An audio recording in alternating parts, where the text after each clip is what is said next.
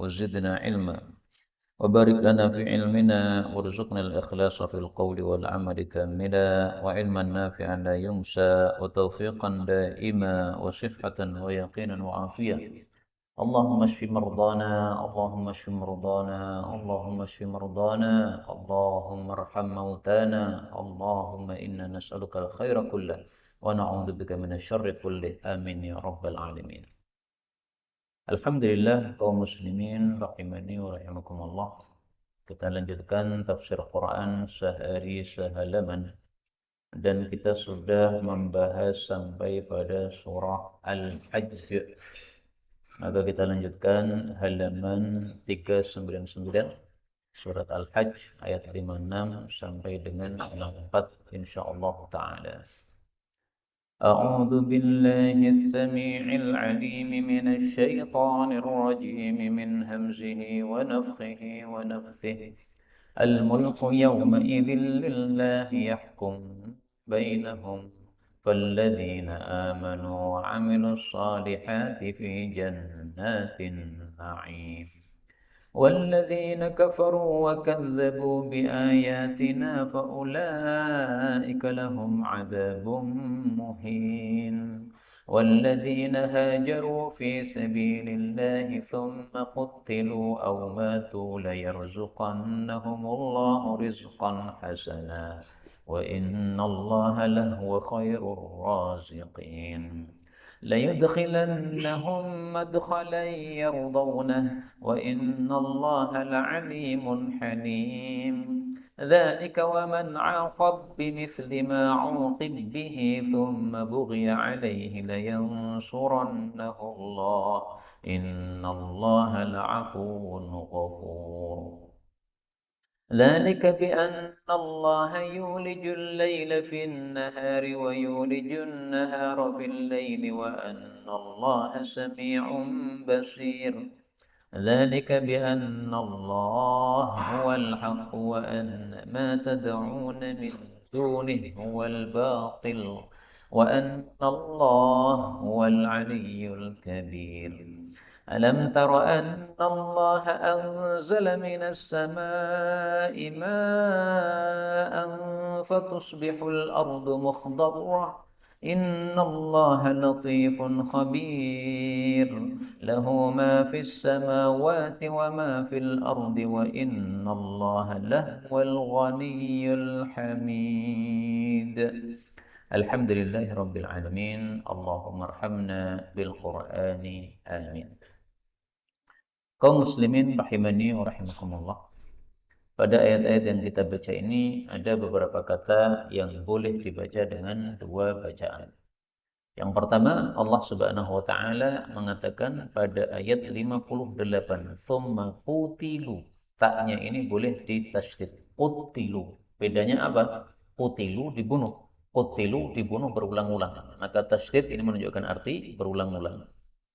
Kemudian lahwa, ya ini haknya boleh disukun menjadi lahwa dan ini terulang lagi pada ayat terakhir yaitu pada ayat yang ke-64 ini ada lahwa al-ghaniyal hamid.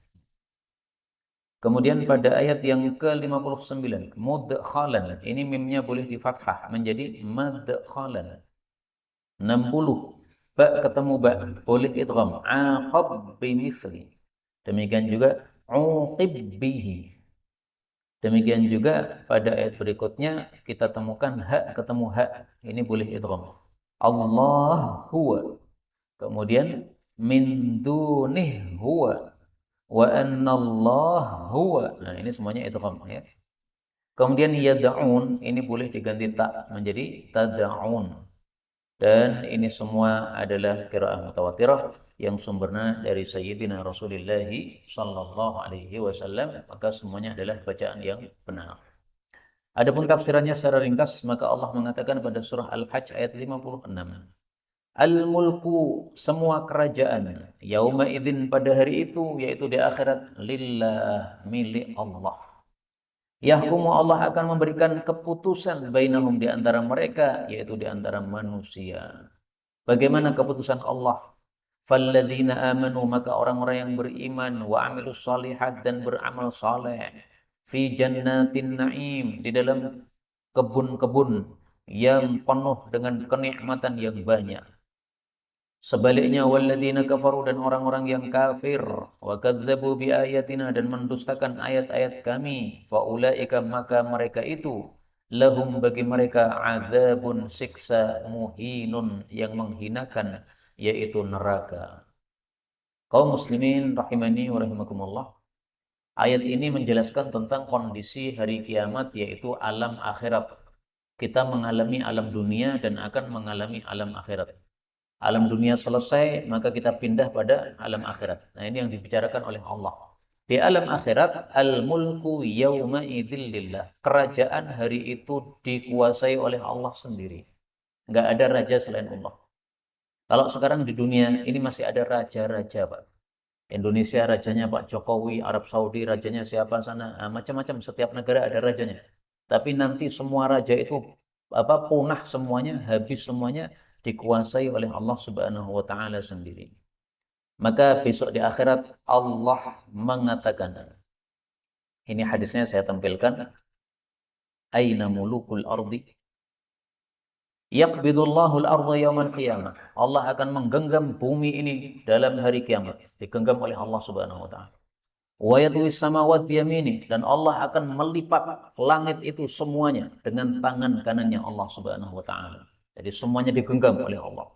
Tsumma yaqulu, kemudian Allah mengatakan, anal malik, sayalah raja. Aina mulukul ard, di mana sekarang raja-raja bumi? Sudah enggak ada lagi. Nah, maka orang yang sombong di atas muka bumi ini nanti akan menjadi kerdil di hadapan Allah Subhanahu wa taala karena tidak mau taat kepada Allah Subhanahu wa taala. Ini hadis muttafaqun alaih. Kemudian dalam ayat ini Allah katakan yahkumu bainahum. Allah akan memberikan keputusan besok di akhirat. Keputusannya apa? Ringkasnya, fariqun fil jannah, sekelompok masuk surga, fariqun fis sa'ir, sekelompok masuk neraka. Itu ringkasan keputusannya. Tapi ada ringkasan perincian keputusan-keputusan yang lain. Di antaranya adalah orang-orang yang zalim nanti akan dibalas oleh Allah Subhanahu wa taala dari orang-orang yang terzalimi. Ada kebakaran misalnya, ternyata ada pelakunya yang membakar, sengaja membakar. Misalnya, ini saya tidak cerita kebakaran sekarang ya, tapi suatu tempat misalnya. Nah, itu berarti kezaliman. Itu ada nilainya nanti di hadapan Allah Subhanahu wa taala. Kemudian di sini Allah mengatakan, orang-orang yang beriman dan beramal soleh masuk di dalam surga-surga Allah. Berarti kunci masuk surga cuma dua, iman sama amal soleh. Maka kewajiban kita di dunia cuma dua ini, iman sama amal soleh. Kenapa? Karena isi Quran memang cuma dua saja. Ada kalanya berita, ada kalanya aturan. Berita Allah kita percayai, itulah disebut apa? Iman. Aturan Allah kita ikuti, itulah disebut apa? Amal soleh. Udah itu saja, selesai. Dari Fatihah sampai Anas, cuma dua itu. Maka mari kita pelajari ayat Quran supaya kita ngerti apa saja berita dari Allah, kita percayai, itulah iman. Dan supaya kita ngerti apa saja aturan Allah, kemudian kita ikuti, itulah amal soleh. Dan iman dengan amal soleh ini sesuatu yang tidak bisa dipisahkan. Ini sudah gandengan. Maka orang cuma mengucapkan asyhadu an la ilaha illallah, habis itu nggak mau salat, nggak ada gunanya. Kenapa nggak ada gunanya? Karena dia cuma bawa iman, tapi tidak punya amal soleh. Makanya Wahab bin Munabbih ditanya, bukankah la ilaha illallah itu pintu miftahul jannah, kunci untuk masuk surga? Maka dia menjawab, bala, iya, walakin laisa miftahun illa lahu asnan. Tapi namanya kunci harus ada giginya. Nah, giginya apa itu? Amal saleh. Fa in ji'ta bimiftahin lahu asnan futiha laka. Kalau kuncimu ada giginya, bisa masuk surga. Wa illa lam yuftah laka. Tapi kalau kuncimu tidak ada giginya, mana mungkin bisa masuk surga? Enggak mungkin. Ini penjelasan dari Wahab bin Munabbih, dijelaskan oleh Imam Bukhari dalam kitab Sahihnya. Kemudian di sini dikatakan jannatin na'im. Na'im itu artinya bukan kenikmatan, tapi kenikmatan yang banyak. Maka tolong panjenengan bedakan antara nikmah dengan naim. Ya. Kalau nikmah itu kenikmatan. Tapi kalau naim, nah ini panjang kan, naim. Ini tambahan panjang, ini ada tambahan makna. Maka silahkan dilihat dalam kitab Mufradat, itu kamus untuk mengetahui terjemah Quran secara mendetil, ditulis oleh Ar-Raghib Al-Asfahani. Beliau mengatakan, an-na'im an-ni'matul katsirah. Naim itu artinya nikmat yang sangat banyak. Jadi di surga itu nikmatnya sangat banyak. Bagaimana tidak banyak? Allah saja mengatakan pada surat Az-Zukhruf ayat 71, "Wa fiha ma tashtahihil anfus." Di dalam surga ada apapun yang diinginkan oleh jiwa-jiwa manusia. Maka jangan pengen apa, sudah ada semua. Anak saya suka mobil-mobilan kecil itu, Pak. Nah, kemudian tanya, kalau di surga ada apa? Ada nggak, Bi, mobil-mobil gini? Oh, semua ada. Saya tidak mengatakan mobil-mobil kecil ada ya, tapi cuma mengatakan semua ada. Karena Allah mengatakan, ma tashtahil anfus. Semua yang diinginkan manusia ada. Kemudian Allah katakan di sini orang-orang yang kafir dan mendustakan ayat-ayat Allah, maka mereka mendapatkan siksa yang menghinakan mereka, yaitu di neraka. Jadi hukumannya sesuai balasannya sesuai dengan amalannya. Amalan di dunia baik, balasannya baik. Amalan di dunia jelek, maka balasannya jelek. Dan ini dua ayat setelah bicara tentang surga, lalu bicara tentang neraka. Ini namanya ayat-ayat mathani. Ya, sudah sering kita ulang-ulang, kita jelaskan berulang-ulang supaya semakin hafal. Ini ayat-ayat mathani, yaitu mengulang-ulang setelah bicara surga, lalu bicara neraka, setelah bicara orang baik, lalu bicara orang buruk, supaya kita punya sifat yang imbang kepada Allah, yaitu mengharap rahmat Allah disebut raja, dan takut kepada siksa Allah disebut khauf. Ini kalau imbang, maka seperti burung dengan dua sayapnya terbang dengan seimbang. Kemudian Allah mengatakan walladzina, dan adapun orang-orang yang hajaru, mereka berhijrah fi sabilillah, di jalan Allah. Tsumma qutilu, kemudian mereka dibunuh. Au matu, atau mereka mati. La yarzuqannahumullah, sungguh betul-betul Allah akan beri rizki mereka, rizqan hasana, rizki yang baik. Wa innallaha, dan sesungguhnya Allah, lahwa, sungguh dia Allah itu khairur razikin, sebaik-baik orang yang memberi rezeki. Ayat ini bicara tentang kaum muhajirin, Pak. Hijrah di jalan Allah. Apa maksudnya hijrah? Hijrah itu artinya meninggalkan. Maka maksud hijrah di sini adalah meninggalkan kampung halaman mereka, tempat tinggal mereka, untuk ibadah kepada Allah Subhanahu wa taala.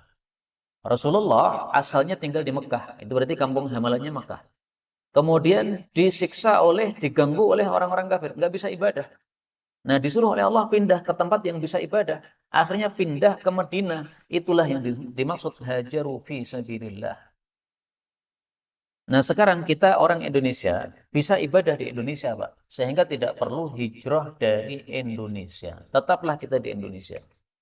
Tapi meskipun kita tidak hijrah dari Indonesia, ada kewajiban hijrah yang lain. Rasulullah bersabda, wa afdalul muhajirin, paling utamanya orang hijrah adalah man hajara manahallahu anhu. Orang yang meninggalkan menghijrahi larangan-larangan Allah. Jadi hijrah ada dua macam. Ada hijrah dari tempat, ada hijrah dari kondisi yang buruk kepada kondisi yang baik. Kondisi maksiat dihijrahi kepada kondisi yang baik, taat kepada Allah Subhanahu wa taala.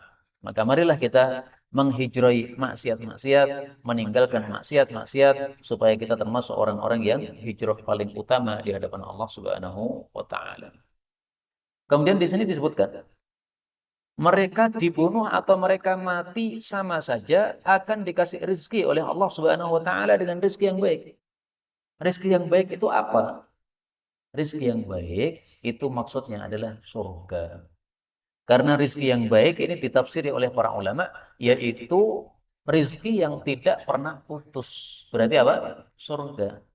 Allah menyebut surga dengan istilah ajrun ghairu mamnun, pahala yang tidak pernah putus, pada surat Fussilat ayat 8. Kok bisa di surga tidak putus rezekinya? Karena kalau satu buah kita petik dari pohon surga, itu muncul double, 2 kali lipat. Sebagaimana hadisnya sudah sering kita ditampilkan lagi. Inna rajula, sesungguhnya seseorang, idza naza'a thamratan minal jannah, kalau mencabut satu pohon, satu buah dari jannah, adat makanaha ukhra, maka kembali di tempat tadi satu buah yang lain. Dalam riwayat yang lain, mithlaha, double 2 keluar. Diambil 5, keluar 10. Masya Allah. Atau keluar lebih banyak daripada itu juga bisa, sesuai dengan kehendak Allah Subhanahu wa ta'ala. Wa inna Allah, dan sesungguhnya Allah, lahu wa khairur razikin. Allah itu sebaik-baik pemberi rezeki. Karena itu, kalau kita minta rezeki, mintalah kepada Allah Subhanahu wa taala. Lagi seret misalnya ma'isyah kita, nah, tangan diangkat kepada Allah. Jangan diangkat kepada manusia. Minta kepada manusia, minta sana, minta sini. Siapa yang ngasih rezeki? Apakah manusia atau Allah? Kalau kita yakin yang ngasih rezeki adalah Allah, kenapa tangan kita atung-atungkan kepada manusia? Minta sama Allah Subhanahu wa taala. Adapun minta bantuan kepada manusia setelah kita minta tolong kepada Allah Subhanahu wa taala dengan sesuatu yang manusia itu bisa membantu, nggak ada masalah. Tapi ketika lupa sama Allah, ketika butuh langsung mikirnya itu sama manusia, itu yang salah. Ini tidak dikehendaki di dalam Islam. Mari kita tampilkan hadisnya. Rasul sallallahu alaihi wasallam bersabda, "Fa anzalaha man asabathu faqah." Barang siapa yang butuh keperluan, fa anzalaha binnas. Dia beberkan kepada manusia, minta sana, minta sini. Lam tusadda faqatuh, kata Allah, tidak akan ditutup kebutuhannya itu. Karena Allah itu yang maha memberi rezeki, bukan manusia. Kok kamu malah minta manusia? Wa man anzalaha billah, tapi siapa yang membeberkannya kepada Allah, ausyaqallahu lahu bil ghina. Maka Allah pun nyaris akan memberikan dia kekayaan. Maksudnya akan cepat diberikan oleh Allah Subhanahu wa taala, segera dikasih solusi oleh Allah Subhanahu wa taala. Hadis riwayat Abu Dawud. Kemudian kaum muslimin rahimani wa rahimakumullah, di sini disebutkan orang yang hijrah kemudian mati. Artinya gimana? Termasuk juga adalah orang yang hijrah belum sampai ke tempat tujuan, mati di tengah jalan, itu sudah dijamin oleh Allah Subhanahu wa taala mendapatkan surga. Dan itu kita temukan ayat yang lebih jelas menunjukkannya pada surat An-Nisa ayat 100. Allah mengatakan, "Wa may yakhruj min baitihi muhajiran." Siapa yang keluar untuk hijrah ilallahi wa rasulihi, hijrah kepada Allah dan Rasul. Tsumma yudrikhul maut, lalu mati datang kepadanya. Faqad waqa'a ajruhu 'ala Allah. Maka sudah pasti pahalanya ditanggung oleh Allah Subhanahu wa taala. Artinya dia sudah keluar, belum sampai tujuan, tapi mati tengah-tengah jalan. Ini sudah dianggap sudah hijrah. Meskipun belum sampai ke tempat hijrah, sudah dihitung oleh Allah Subhanahu wa taala. Kemudian ayat 59, Allah mengatakan, la yudkhilannahum, sungguh betul-betul Allah akan masukkan mereka madkhalan, tempat masuk, yardaunahu, yang mereka meridhoinya. Wa innallaha, dan sesungguhnya Allah la'alimun, sungguh maha mengetahui, halimun, maha aris. Yang dimaksud mudkhala yardaunah, ini maksudnya adalah surga, masuk surga.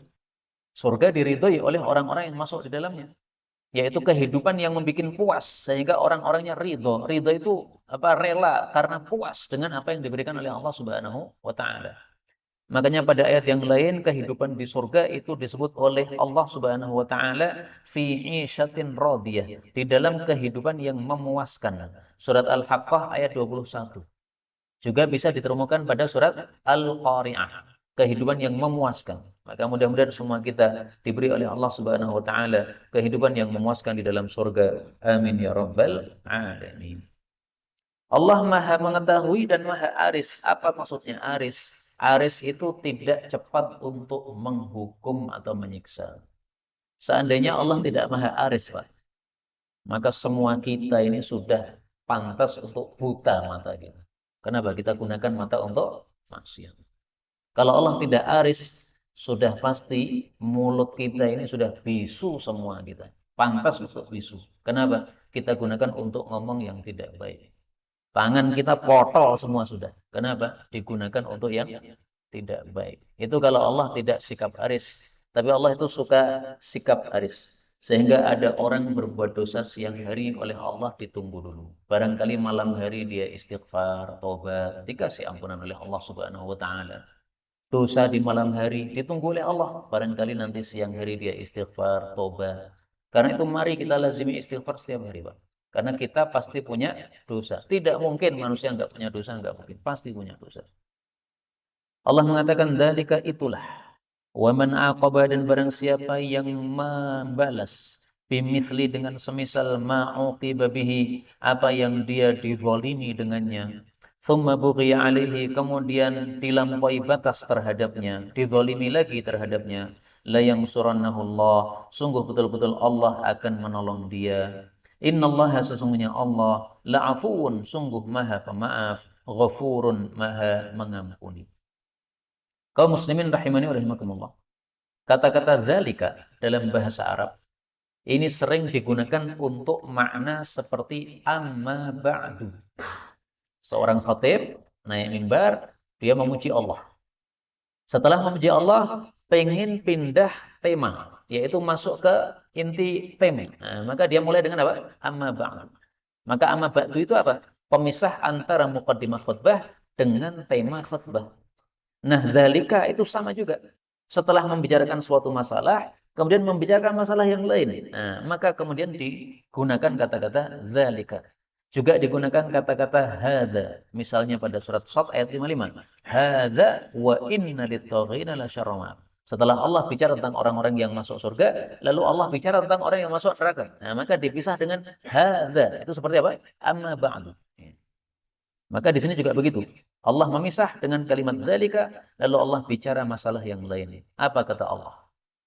Orang yang membalas kezaliman orang lain, tapi membalasnya dengan yang semisal. Misalnya dipukul satu, balas satu, jangan dua. Thumma bughiya alaihi, lalu dia dizalimi lagi oleh orang yang pertama menzalimi tadi. Allah katakan la yansurannahullah, pasti ditolong oleh Allah Subhanahu wa taala. Maka para ulama mengatakan, orang yang terzalimi, dia pasti ditolong oleh Allah Subhanahu wa taala ketika dia memenuhi dua syarat. Syarat pertama apa? Bahwasanya betul-betul dia terzalimi. Itu syarat yang pertama. Ada orang memukul kita, padahal kita tidak punya salah apa-apa. Itu berarti terzalimi. Kalau ada orang mukul kita, tapi karena kesalahan kita, itu bukan terzalimi berarti. Kita dipukul karena memang berhak untuk dipukul. Ini dipukul tapi nggak berhak dipukul. Ini dituduh tapi nggak berhak untuk dituduh. Difitnah tapi nggak berhak difitnah. Ini berarti apa? Terzalimi. Kemudian yang kedua, dia ketika membalasnya adalah bimithli, setimpal. Maka kalau sudah memenuhi dua syarat ini, satu, dia dizalimi. Kemudian dua, dia membalasnya setimpal. Maka Allah jamin Allah pasti akan menolongnya. Tetapi jangan dianggap bahwa pertolongan itu harus saat itu juga turun. Tidak begitu. Ya.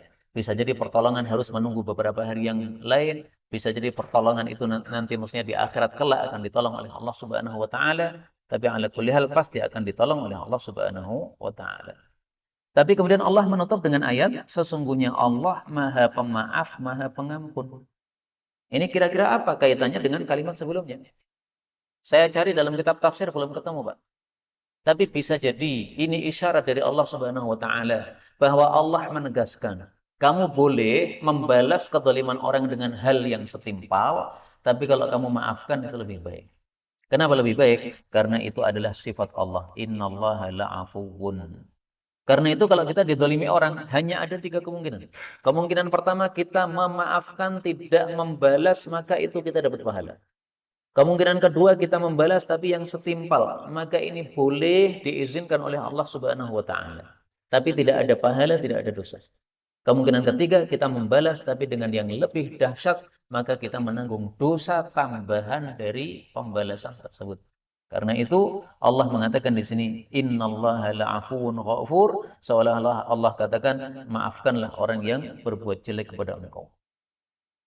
Ayat 61 Allah mengatakan, dzalika hal itu, bi annallaha dengan sebab bahwasanya Allah yulijul laila memasukkan malam fin nahari di dalam siang. Apa maksudnya? Ini ada malam, ini ada siang. Malam 12 jam, siang 12 jam. Bagian dari malam diambil oleh Allah, dimasukkan ke dalam siang. Berarti siangnya lebih panjang. Yang asalnya siang itu 12 jam, jadi 13 jam. Kenapa? 1 jamnya malam dimasukkan dalam siang. Maka kalimat ini Allah masukkan malam pada siang. Artinya sebagian malam ditambahkan ke siang sehingga siangnya menjadi lebih panjang. Wa yulijun nahara fil lail, dan Allah memasukkan siang pada malam. Ini berarti sebaliknya, malamnya lebih panjang. Artinya apa? Allah Maha Kuasa. Bisa menjadikan malam siang seimbang, bisa menjadikan malam lebih panjang, bisa menjadikan siang lebih panjang. Wa annallaha, dan bahwasanya Allah itu sami'un, Maha mendengar, basirun, Maha melihat.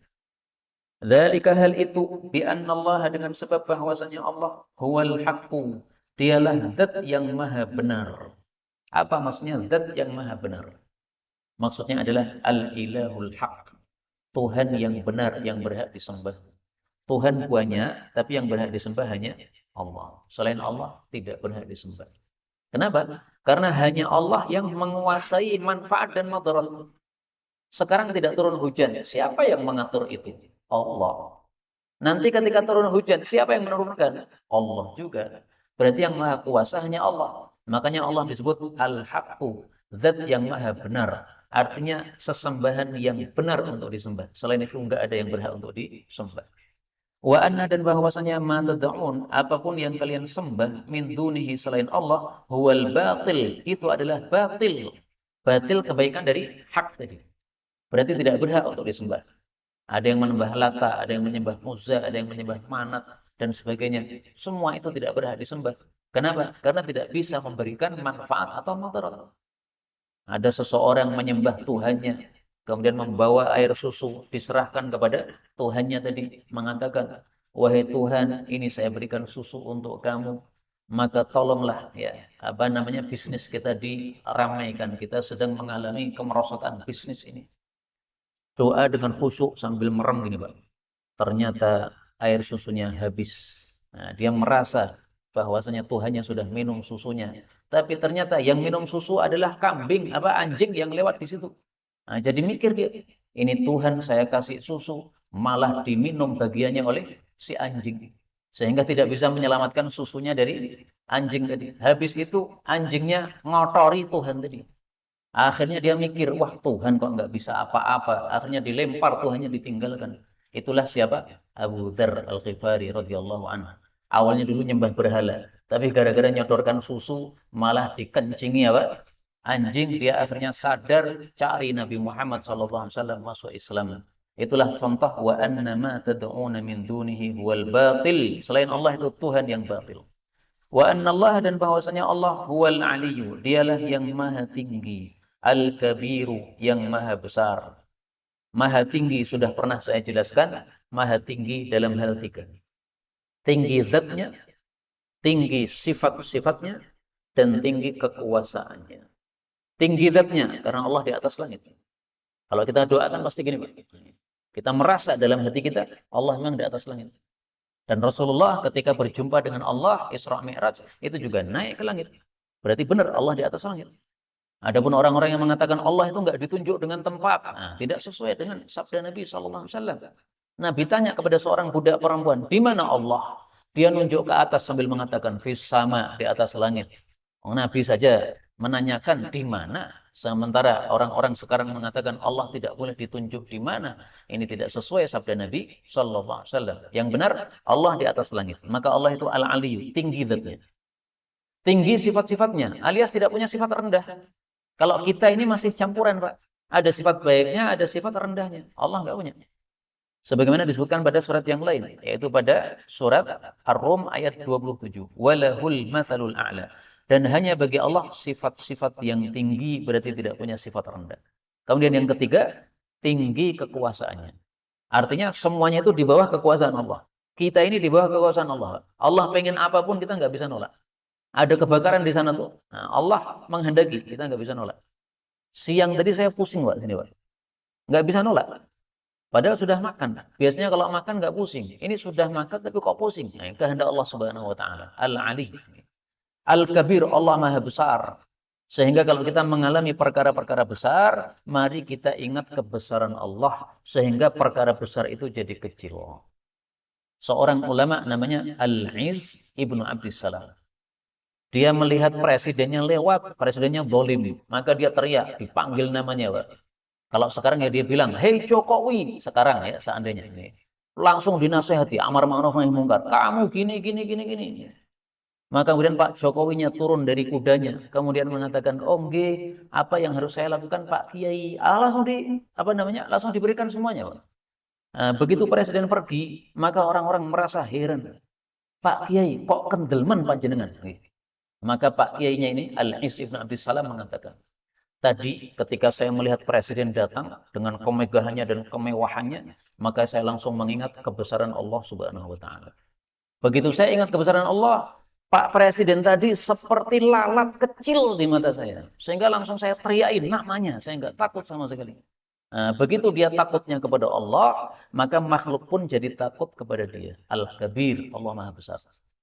Termasuk juga kalau mengalami kebakaran begitu, Pak. Itu lemparkan air dengan takbir. Ini katanya kemarin sampai berapa jam itu belum berhenti-berhenti. Mungkin itu damkarnya nggak pakai takbir itu. Coba panjenengan yang pengen terjun dalam damkar silahkan. Nanti sambil damkaran sambil apa? Sambil takbir. Ada hadisnya, Pak. Mari kita lihat hadisnya. Al-Harik, kebakaran. Idza ra'aitumul harik, kalau kalian melihat kebakaran, fakabbiru, takbirlah, fa inna takbir yutfi'uh, karena takbir itu bisa memadamkan kebakaran. Ini tolong sampaikan kepada para damkar itu. Karena ini hadisnya tidak pernah mereka baca. Ini hadis riwayat Ibnu Sunni. Tapi ada orang mengatakan ini hadisnya dhaif. Oke, hadisnya dhaif. Tapi jawaban dua. Pertama, ini tentang fadilah amal, boleh diamalkan. Yang kedua, ini dikuatkan oleh dalil yang lain yang umum yang menguatkannya. Yaitu dalam masalah-masalah besar kita disuruh mengingat kebesaran Allah. Misalnya ketika kita naik dalam safar, maka karena perjalanan naik disuruh membaca apa? Allahu Akbar, Allahu Akbar, Allahu Akbar. Nah, oleh para ulama berarti makna hadis ini kuat sebenarnya. Menghadapi perkara besar, takbirlah kepada Allah Subhanahu wa taala. Kebakaran ini perkara besar, takbirlah. Kalau kita cuma mengandalkan air, apa fungsinya air terhadap api kalau Allah tidak berkehendak?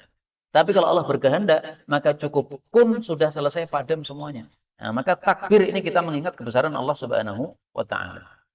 Kemudian ayat 63. Allah mengatakan, "Alam tara, belumkah engkau mengetahui annallaha bahwasanya Allah itu anzala menurunkan minas sama'i dari langit ma'an air. Fatusbihu maka menjadilah al-ardu bumi itu mukhdarrah hijau. Innallaha sesungguhnya Allah latifun maha lembut, khabirun maha mengetahui." Jadi yang bisa menurunkan air adalah Allah Subhanahu wa taala. Mungkin juga kebakaran yang terjadi sekarang ini, demikian juga di beberapa tempat katanya ada juga kebakaran, itu karena sudah lama tidak turun hujan, Pak. Makanya disunahkan dalam Islam ini untuk kita melakukan istisqa, minta hujan kepada Allah Subhanahu wa taala. Kenapa? Karena yang bisa menurunkan hujan hanya Allah. Sehingga disyariatkannya istisqa supaya orang sadar, manusia sadar. Yang mampu itu hanya Allah. Maka kalau ada kekeringan seperti ini, mintalah sama Allah Subhanahu wa taala. Jadi Allah sengaja bikin kekeringan lama supaya orang sadar kepada Allah Subhanahu wa taala, sehingga mereka menghamba kepada Allah Subhanahu wa taala. Dan tata cara salat istisqa ada 3. Pertama, salat istisqa pergi ke lapangan. Kemudian setelah khutbah sebentar, kemudian ditutup dengan doa panjang, lalu turun dari mimbar, kemudian salat istisqa. Boleh juga dibalik ya, salat dulu baru kemudian doa. Cara yang kedua adalah imam naik mimbar pada khutbah Jumat, tidak usah ditambah sholat istisqa karena sudah ada sholat Jumatnya. Kemudian di akhir khutbah dia angkat tangan tinggi-tinggi seperti ini, minta hujan kepada Allah Subhanahu wa taala. Biasanya kalau khutbah Jumat kan doanya cuma gini kan, tapi karena ini istisqa, maka diangkat tinggi-tinggi. Cara yang ketiga adalah kita doa kepada Allah minta hujan dalam kondisi apapun yang kita berada padanya. Kita berada di rumah, tangan diangkat minta hujan kepada Allah. Kita pengajian seperti ini, kemudian kita angkat tangan, doa kepada Allah Subhanahu wa taala, minta hujan. Itu istisqa. Nah, maka sekaligus karena ini pas ayatnya berkaitan dengan Allah Maha menurunkan air, kita mari hidupkan istisqa di majelis ilmu ini. Niat kita 2. Niatan pertama untuk menghidupkan sunnah Nabi istisqa dalam kondisi apapun kita berada padanya. Niat kedua, kita kasih sayang dalam hati kita kepada teman-teman kita yang mengalami kebakaran. Ya. Konon katanya sampai 40 rumah dan seterusnya itu. Masya Allah. Bagaimana kalau kita mengalami, kita yang mengalami. Bukannya kita susah. Nah, maka sekarang kita tidak mengalami, maka marilah seolah-olah kita mengalami. Maka kita doa kepada Allah Subhanahu wa taala. Silahkan diangkat tangan. Allahumma sholli ala Muhammad wa ala ali Muhammad. Allahumma asqina, Allahumma asqina, Allahumma asqina, Allahumma aghithna, Allahumma aghithna, Allahumma aghithna, Allahumma asqi bahaimak, Allahumma asqi bahaimak, Allahumma asqi bahaimak. Wa sallallahu wa sallam wa baraka ala nabi Muhammad walhamdulillahi rabbil alamin. Kemudian di sini Allah mengatakan ma'an, air hujan. Di sini ditutup dengan tanwin. Kaidah bahasa Arab mengatakan at-tankir lit-ta'zim. Penggunaan isim nakirah yaitu yang ditutup dengan tanwin ini menunjukkan ini air yang besar, air yang agung. Maka air hujan bukan air yang biasa. Allah katakan pada surat yang lain bahwa air hujan itu adalah ma'an mubaraka, air yang diberkahi oleh Allah Subhanahu wa taala, surat Qaf ayat 9. Karena itu sebagian ulama memberikan saran kalau kita sedang sakit, maka kumpulkanlah air hujan dalam satu wadah. Setelah itu campurkanlah madu di dalamnya, diaduk, kemudian diminum. Kenapa? Karena kita kumpulkan dua keberkahan. Keberkahan air hujan dan keberkahan madu yang mengandung pengobatan sebagaimana kata Allah dalam Al-Quran.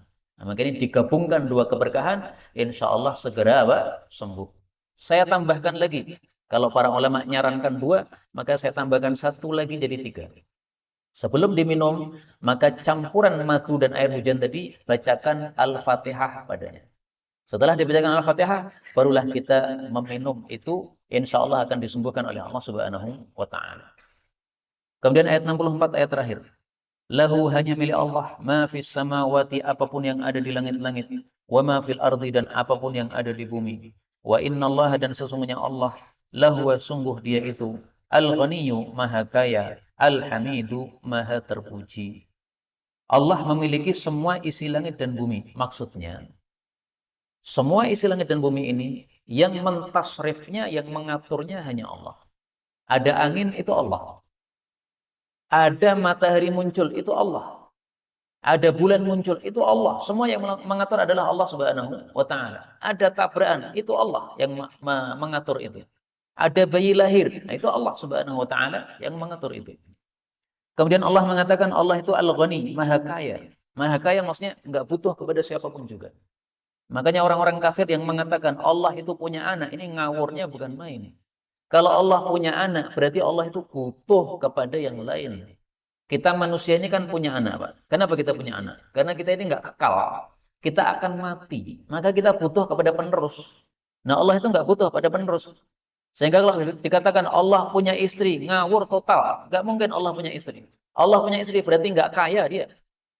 Allah punya anak, nggak mungkin. Kenapa? Punya anak berarti tidak kaya. Al-ghaniyyu, kaya itu maksudnya yastaghni amman siwa.